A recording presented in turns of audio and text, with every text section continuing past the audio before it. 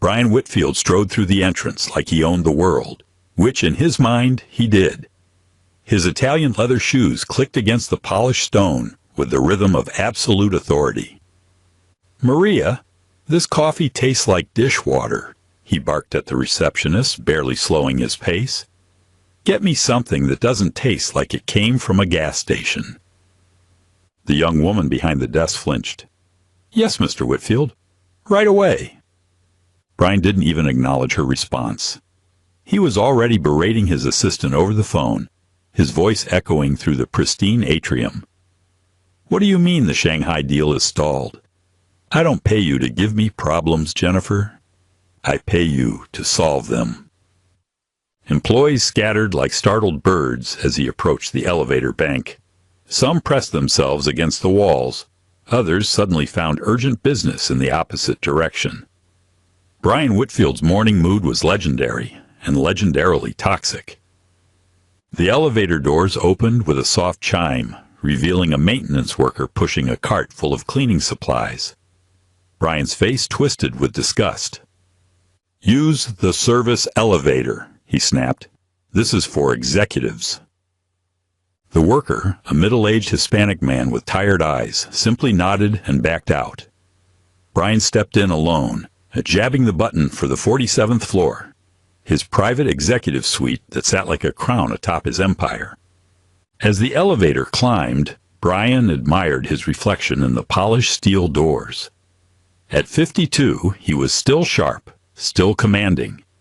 His salt and pepper hair was perfectly styled, his suit impeccably tailored. He'd built Wellington Technologies from nothing into a $23 billion empire. He was untouchable. If you love seeing the arrogant get humbled, go ahead and like this video, because this story is just getting started. And hit subscribe so you don't miss the moment the janitor turns the whole game upside down. And a quick shout out to Acavitadasma 8261. I'm glad you love the story. If you want a shout out in the next one, drop a thoughtful comment below. I pick one person every time. The doors opened to reveal his private reception area. His assistant wasn't at her desk. Typical. Brian muttered about the declining work ethic of millennials as he strode toward his corner office, the crown jewel of his kingdom. He placed his hand on the brushed steel door handle, already planning his morning calls. The Tokyo merger needed his attention, and the board meeting at 10 required his usual display of dominance. Brian pushed open the door to his sanctuary, expecting to find his pristine office exactly as he'd left it. Instead, he froze. Sitting in his $15,000 ergonomic leather chair, facing the floor-to-ceiling windows that overlooked the city, was a man in faded blue overalls. An old black janitor, maybe 65, with graying hair and weathered hands. The man sat perfectly still, as if he'd been waiting for hours, watching the sunrise paint the skyline in shades of gold and amber. Brian's brain short-circuited. This wasn't possible. Security was airtight. His office was sacred ground. No one, absolutely no one, entered without his permission. "What the hell?" Brian started, but his voice cracked. He cleared his throat and tried again, louder this time. "Who gave you permission to be in here?" The janitor didn't move, didn't even seem to acknowledge that Brian had spoken. "I said, who gave you permission?" Brian's voice rose to a shout that would have sent his executive scrambling for cover. "Security! Security!" Still nothing. The building seemed eerily quiet, as if the world had stopped spinning. Brian pulled out his phone, stabbing at the screen. The call went straight to voicemail. He tried again. Same result. His hands were shaking now, though he told himself it was from rage, not fear. The janitor slowly turned in the chair, Brian's chair, and for the first time, their eyes met. Brian felt the world tilt. Those eyes. He knew those eyes. "Hello, Brian," the janitor said, his voice calm and measured. "It's been a long time." The phone slipped from Brian's hand, clattering to the marble floor. 22 years ago. The garage in Palo Alto smelled of pizza, energy drinks, and the electric buzz of pure ambition. Two young men hunched over glowing monitors, their fingers flying across keyboards like concert pianists, lost in a symphony only they could hear. Samuel Green, 26, was a software genius, with an afro and thick-rimmed glasses that constantly slipped down his nose. Lines of code flowed from his mind like poetry, elegant and efficient. He was building something revolutionary, a data processing system that could handle massive computational loads with unprecedented speed. Brian Whitfield, 28, was all charm and blazers, even in a garage. While Samuel built the engine, Brian built the dream. He could sell snow to Eskimos, make investors believe in magic, turn technical jargon into golden promises.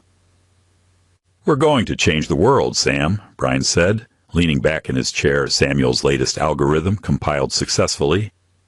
"This isn't just software, it's the future." Samuel grinned, pushing his glasses up his nose. "Wellington Technologies," he said, testing the name they'd chosen. "Has a nice ring to it, doesn't it?" "Wellington and Green," Brian corrected. "Partners. 50-50, just like we agreed." They shook hands, two dreamers about to become titans. For 18 months, they worked 20-hour days. Samuel's code became more sophisticated, more powerful. Brian's presentations became more polished, more persuasive. They were on the verge of something extraordinary. Then Sequoia Capital called. "50 million, Brian announced, bursting into the garage with a bottle of champagne. "They want to lead our Series A. $50 million, Sam. We did it." Samuel looked up from his screen, blinking in the sudden brightness of Brian's enthusiasm. That's incredible. When do we meet with them?" "Tomorrow," Brian said. "Just me initially. You know how these VCs are. They want to see clear leadership structure." Samuel nodded. It made sense. Brian was the face of the company, the smooth talker who could make investors see dollar signs. Samuel was the engine, happier behind the scenes, making the impossible possible. What Samuel didn't know was that Brian had already been to 3 other meetings. Meetings where the venture capitalists had asked pointed questions about equity structure, about dead weight on the cap table, about the importance of streamlined decision-making. "You know," one investor had said, "genius programmers are easier to hire than visionary CEOs. You might want to think about restructuring before we get too deep into this." Brian had nodded thoughtfully, a seed of betrayal already taking root. The next few months were a blur of legal documents, incorporation paperwork, and investment terms. Samuel, drowning in code and product development, signed whatever Brian put in front of him. He trusted his partner completely. The betrayal came disguised as a restructuring. "It's just paperwork," Brian explained, sliding a stack of documents across the table in their new office. "The lawyers say we need to formalize the equity structure for the next funding round."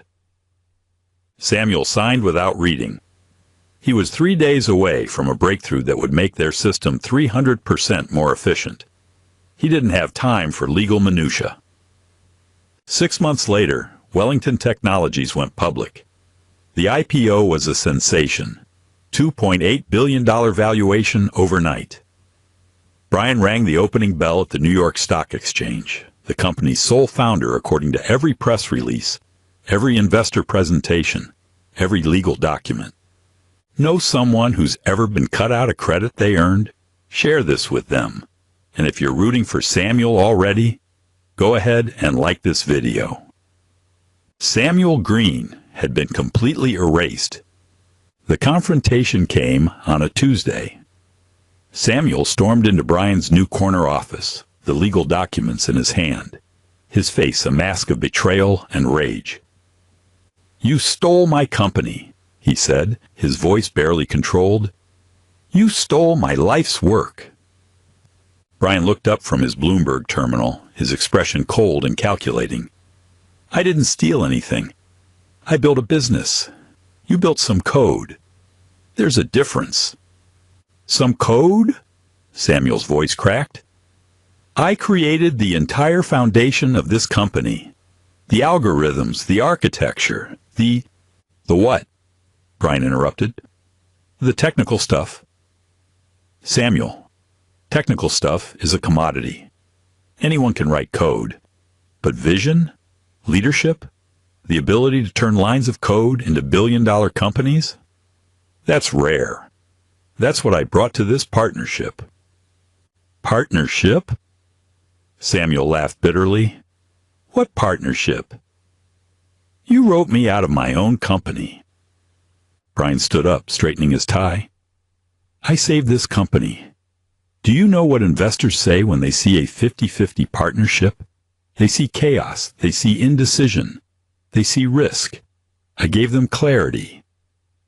You gave them lies. I gave them confidence, Brian shot back. And now Wellington Technologies is worth $3 billion. You should be thanking me. Samuel stared at his former friend, seeing him clearly for the first time. You know what the worst part is? I would have given you the CEO title. I would have taken 20%, 30%. I never wanted to be the face of the company. I just wanted to build something beautiful. Well, now you can build something beautiful somewhere else, Brian said, turning back to his screen. Security will escort you out. As Samuel was led from the building, Brian called out one final insult. By the way, Sam, good luck proving any of this. I own the lawyers, I own the records, and I own the story. You're just a disgruntled employee who couldn't handle the big leagues. That was the last time Brian Whitfield saw Samuel Green. Or so he thought. Back to the present. Samuel, Brian whispered, the name catching in his throat like a confession. The man in the janitor's uniform stood slowly, his movements deliberate and calm. He was older now, his hair silver, his face lined with the weight of years and secrets. But those eyes, those brilliant, patient eyes, were unchanged. You look surprised, Samuel said, brushing an invisible speck of dust from Brian's desk. Didn't you wonder who was keeping your office so clean all these months? Brian's legs felt weak. He grabbed the doorframe for support. That's impossible. You're a janitor? Samuel smiled, the expression both gentle and devastating. Yes, I am. Third shift mostly. Excellent benefits, actually. And the access, well, the access has been invaluable. I don't understand. Brian's voice was barely a whisper. How are you? Why are you here? Samuel walked to the window, gazing out at the city that had once seemed so small beneath their shared dreams. That's an excellent question. You see, Brian, after you had me escorted out of my own company, I had a choice. I could fight you in court. A legal battle I couldn't afford against lawyers I'd helped pay for. Or I could disappear. Samuel turned back to Brian, his expression unreadable. I chose to disappear. Samuel Green, co-founder of Wellington Technologies, ceased to exist. The man who created the algorithms that built your empire became invisible.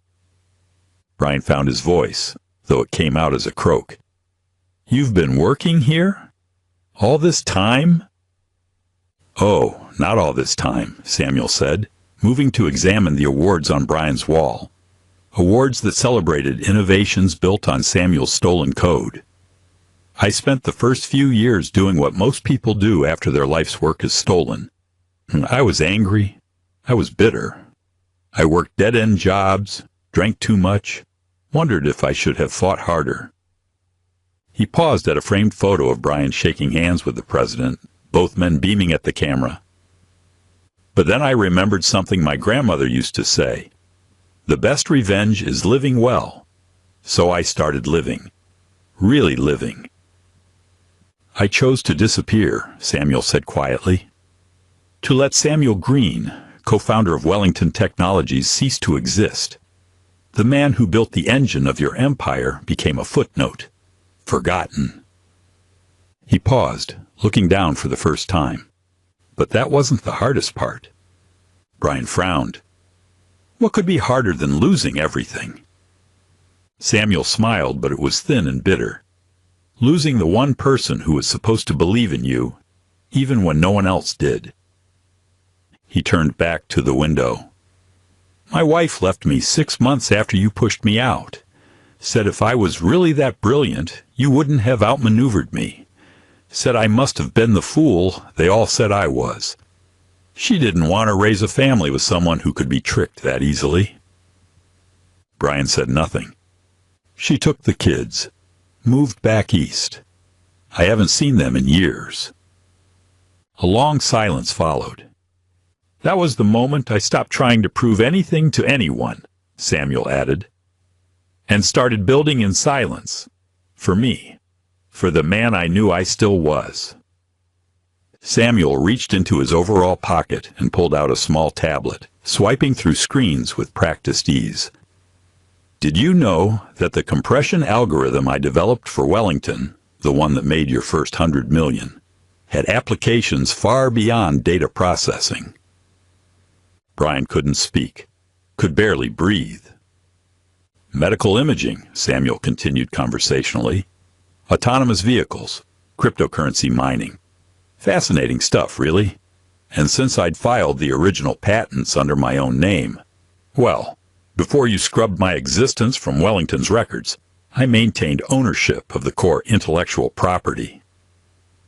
The tablet screen glowed as Samuel turned it toward Brian. Stealth Tech Industries. Ever heard of them? Small startup, founded about 15 years ago. They licensed my algorithms, made some interesting improvements, went public last year. $37 billion valuation. Brian's knees buckled. He slumped into a chair that wasn't his own anymore, in an office that suddenly felt foreign. But that's not the interesting part, Samuel continued, his voice still maddeningly calm. The interesting part is what I did with the money. You see, Brian, while you were busy being a celebrity CEO, I was busy being an investor. A very quiet, very patient investor. Samuel swiped to another screen. Shell companies are fascinating things.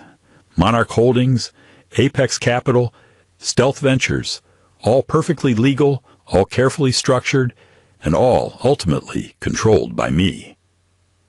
The numbers on the screen made Brian's head spin. Holdings, acquisitions, stock purchases, a financial web that stretched across dozens of companies and investment vehicles. I've been buying Wellington stock for 8 years, Samuel said. Small purchases at first, spread across multiple entities. Nothing that would trigger SEC reporting requirements. Nothing that would attract attention. Brian's mouth moved soundlessly, like a fish gasping for air. 47%, Samuel announced. That's what I owned as of last Friday. Not quite enough for control, but getting close. Then Monday happened. Monday, Brian managed to whisper. The Chen family decided to sell their stake. Lovely people, the Chens. We had dinner last week. They were concerned about Wellington's cultural issues, the lawsuits, the employee turnover, the ethics violations that somehow never quite make it to the board meetings. Samuel's smile was sharp as a blade. They sold me their remaining 4% at a very reasonable price, which brings my total ownership to... He paused, letting the silence stretch like a taut wire. 51%. The words hit Brian like a physical blow. No, that's not possible. I would have known. The board would have... The board, Samuel interrupted, has been fully briefed. They're waiting for us in the conference room. Brian shot to his feet, his chair spinning wildly. This is insane. You can't just... Can't what? Samuel's voice remained eerily calm. Can't reclaim what was stolen from me? Can't hold you accountable for 22 years of lies? Can't exercise the rights of a majority shareholder? Brian lunged for his desk phone, but Samuel was faster.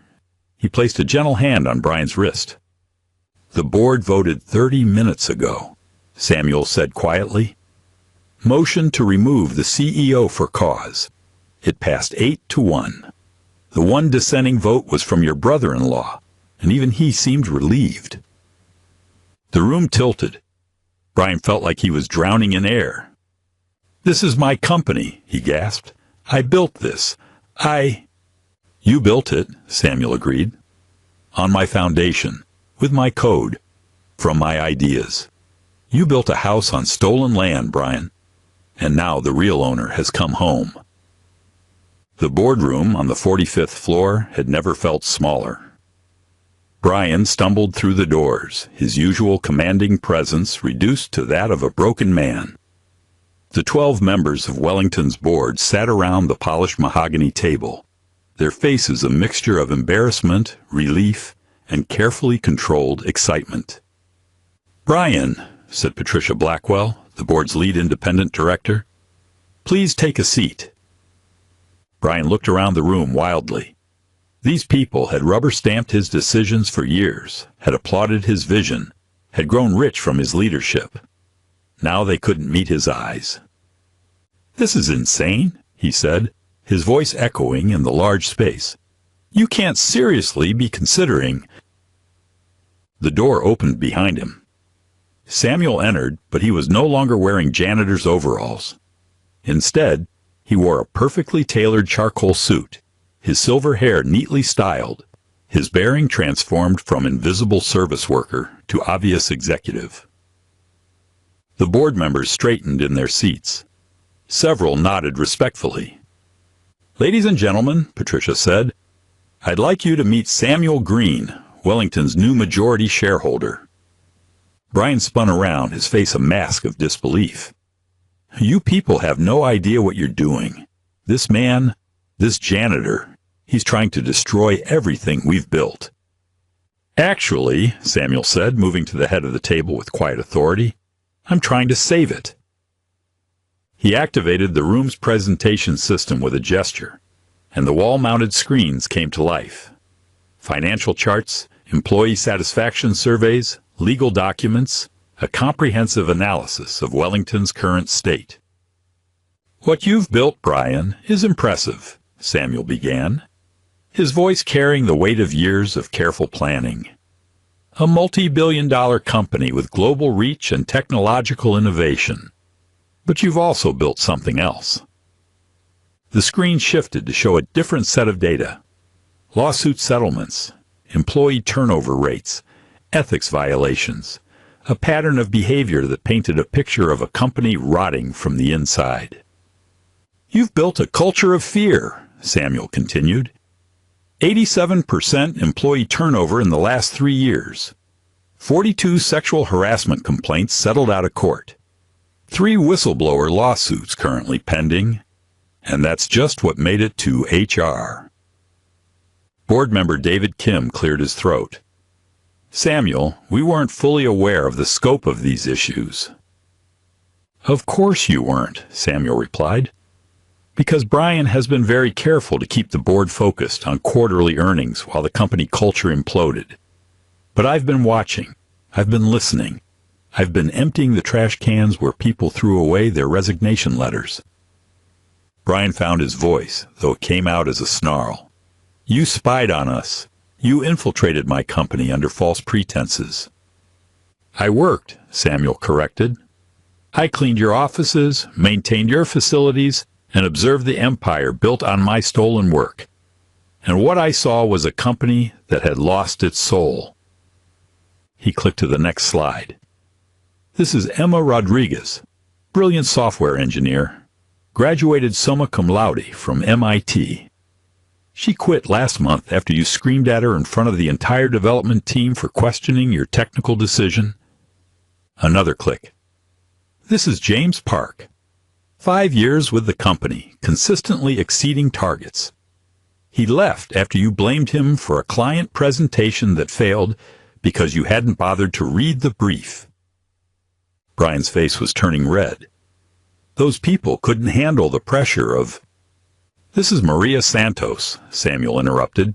Receptionist, single mother. She's been with Wellington for 3 years. Never missed a day, never complained. Until this morning, when you berated her for coffee that you dumped on her desk. The boardroom was silent except for the hum of the air conditioning. I could go on, Samuel said quietly. I have files on every employee Brian has humiliated, every person he's driven away, every piece of talent he's wasted. But I think you get the picture. Patricia Blackwell leaned forward. Samuel, what exactly are you proposing? Change, Samuel said simply. Real change. Not just leadership change, but cultural change. We're going to rebuild Wellington's foundation. Not just the technology, but the values. Brian slammed his hand on the table. You can't just walk in here and... I can, Samuel said, his voice still calm but carrying an edge of steel. Because I own 51% of this company. Because the board has voted to remove you as CEO. And because, frankly, it's time. He turned to address the board directly. I'm not interested in revenge. I'm interested in justice. Wellington Technologies has the potential to be a force for good in the world. It has incredible technology, brilliant people, and unlimited potential. But it needs leadership that understands that true power comes from lifting others up, not tearing them down. The board members exchanged glances. Several nodded. What about Brian? Asked board member Jennifer Walsh. Samuel turned to look at his former partner, his expression thoughtful. That's up to Brian. Brian stood in the corner of the boardroom, looking like a man who had just watched his life's work crumble. His empire, his identity, his carefully constructed reality. All of it was dust. As the boardroom buzz faded into silence, You want to destroy me, he said finally. After everything. Samuel stepped closer. If I wanted revenge, you'd already be gone. I didn't come here for revenge, Brian. I came here to take back what's mine and give this company a future. Brian looked around the table. Faces that once followed his every command now stared past him, waiting for Samuel. So what now? Brian muttered. Samuel slid a sealed envelope across the table. Now you decide. Walk out and fade into a bitter legacy, or stay and fix what you broke. Brian opened the envelope with trembling hands. Inside was a position offer. Not flashy, not powerful, but real. A shot at rebuilding. This is humbling, Brian whispered. Not humbling, Samuel said, meeting his eyes. Necessary. Brian stared down at the contract. Then slowly, almost defiantly, he signed. For the first time in years, he didn't feel powerful. But he felt something better. Human. They thought Samuel was just the janitor. Turns out he was the founder, the future, the justice. 2 years later. Cameras flashed. Journalists filled the packed auditorium. Wellington Technologies was unveiling its boldest initiative yet. Full scholarships for underrepresented youth in STEM fields.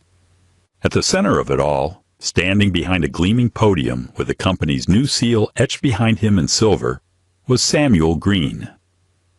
Because real power, he said into the microphone, isn't built by stepping on people. It's built by lifting them. The crowd erupted. But Samuel wasn't watching the cameras. His eyes scanned the back of the room and locked on one face. Avenue a hair shorter, a little older, but the same piercing gaze. She hadn't seen him since the day she packed up the kids and drove away. Now she stood in a crowd that rose to its feet, for the man she once believed wasn't strong enough to survive. After the ceremony, she waited outside the green room, unsure. When Samuel emerged, security instinctively cleared the way until he raised a hand. They locked eyes. She stepped forward. "Sam," she said, almost a whisper. He nodded, calm. "Ava." She took a breath. You built all this?" "I rebuilt," he replied evenly, "after you left." A long pause hung between them. Not bitter, not warm, just history. "I saw your TED Talk," she said quietly. "The one about resilience, about losing everything and starting again. I never imagined." Samuel didn't speak. He didn't need to. Ava's voice wavered. "Our daughter, she's at MIT now, wants to go into AI." That made Samuel pause. He smiled softly. "Smart kid." "She gets it from you," Ava admitted, her voice almost breaking. Another silence. "I'm not here to ask for anything," she added quickly. I needed to see it with my own eyes, to see that they were wrong, that I was wrong." Samuel nodded again, his voice calm but unwavering. "We all choose who we believe in. I learned to stop needing anyone else's permission." Ava swallowed hard, eyes glistening. "You were always the smart one. I just didn't see it." "I did," Samuel said simply. "That's what made the difference." He walked past her toward the black car waiting at the curb. As the door opened, he paused and looked back. "Tell our daughter," he said. "I'd be happy to write her a recommendation." Then he stepped inside, and the door closed. The car pulled away, and Ava stood on the curb, watching the man she once left behind disappear once more. Only this time, not because he was forgotten, but because he had finally become unstoppable. Have you ever been underestimated, dismissed because of your title, your background, or where you started? Stories like Samuel's remind us, justice doesn't always come loud, but it always comes. If you've ever been overlooked or underestimated, this story is your reminder. Silence doesn't mean defeat. Justice takes time, but it always arrives. Comment your favorite moment and hit subscribe for more true justice stories.